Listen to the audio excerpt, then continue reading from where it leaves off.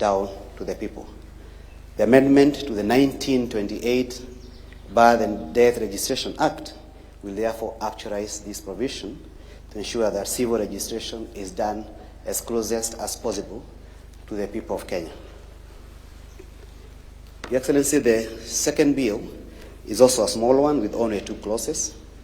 It's a bill that came out of the advisory that was given by the Attorney General, that we have 2 pieces of legislation which speaks to the promotion, the marketing, and the regulation of pyrethrum. The pyrethrum repeal bill, Your Excellency, was a bill, therefore, that was introduced in the National Assembly by the leader of the majority party, having emanated from the cabinet.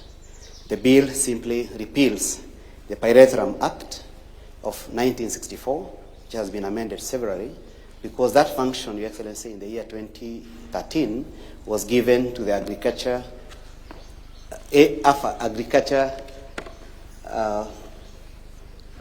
and Food Authority in the 2013 Act. But we have been having 2 pieces of legislation which gives that function to AFA and also to the Pyrethrum Board.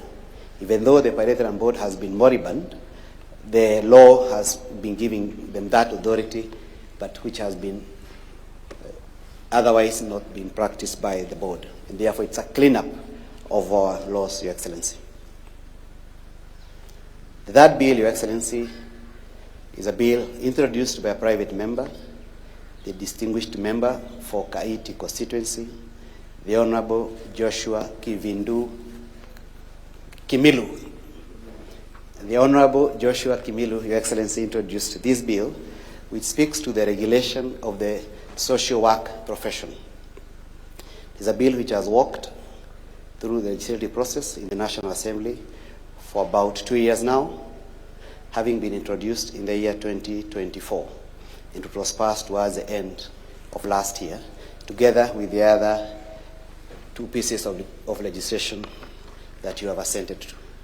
This bill, Your Excellency, is in accord with the earlier act which you assented to last year, which spoke to the functions of the social workers in Kenya, the social work protection law. This one, Your Excellency, the new one by Honorable Member for Kaiti, provides for the regulation of the profession. That is the licensing, matters of the exams, matters of the discipline of our social workers.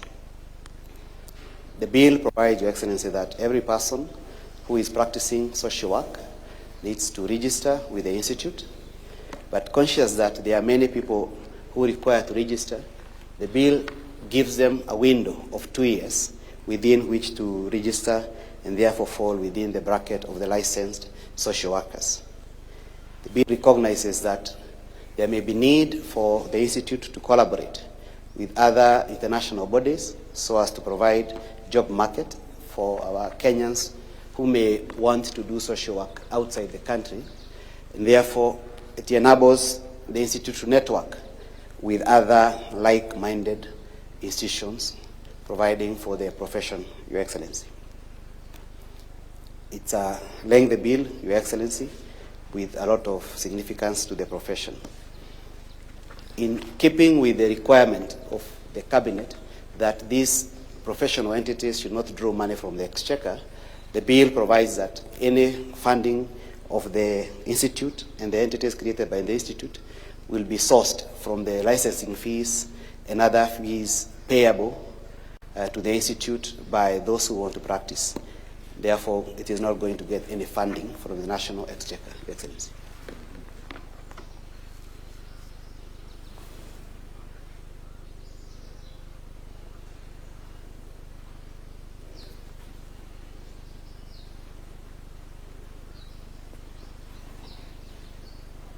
What is obtaining at the moment?